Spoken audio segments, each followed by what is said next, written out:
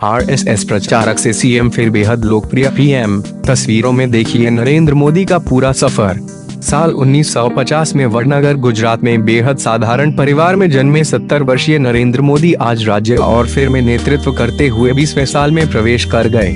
एक चाय बेचने वाला कभी देश का पीएम भी बनेगा, ये किसी ने सोचा नहीं था।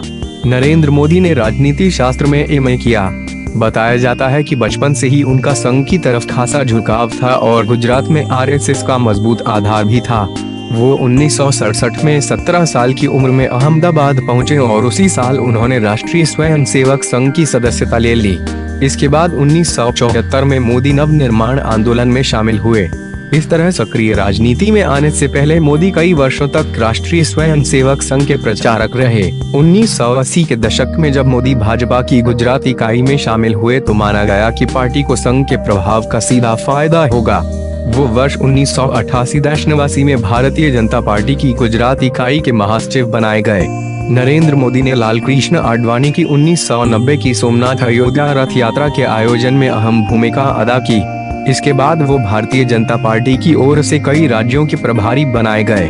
मोदी को 1995 में भारतीय जनता पार्टी का राष्ट्रीय सचिव और 5 राज्यों का पार्टी प्रभारी बनाया गया। इसके बाद 1998 में उन्हें महासचिव संगठन बनाया गया।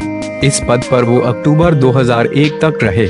2001 में केशुभाई पटेल को मुख्यमंत्री पद से हटाने के बाद मोदी को गुजरात की कमान सौंपी गई। उस समय गुजरात में भूकंप आया था और भूकंप में 20,000 से ज्यादा लोग मारे गए थे। मोदी के सत्ता संभालने के लगभग 5 महीने बाद ही गोधरा रेल हादसा हुआ, जिसमें कई हिंदू कार सेवक मारे गए। इसके ठीक बाद फरवरी 2002 में ही गुजरात में मुसलमानों के खिलाफ दंगे भड़क उठे। मोदी पर आरोप लगे कि वे दंगों को रोक नहीं पाए और उन्होंने अपने कर्तव्य का निर्वाह नहीं किया। जब भारतीय जनता पार्टी में उन्हें पद से हटाने की बात उठी तो उन्हें तत्कालीन उप प्रधानमंत्री लालकृष्ण आडवाणी और उनके खेमे की ओर से समर्थन मिला और वे पद पर बने रहे। दंगों के चंद महीनों के बाद ही जब दिसंबर 2002 के विधानसभा चुनावों में मोदी ने जीत दर्ज की थी तो उन्हें सबसे ज्यादा फायदा उन इलाकों में हुआ जो दंगों से सबसे ज्यादा प्रभावित थे।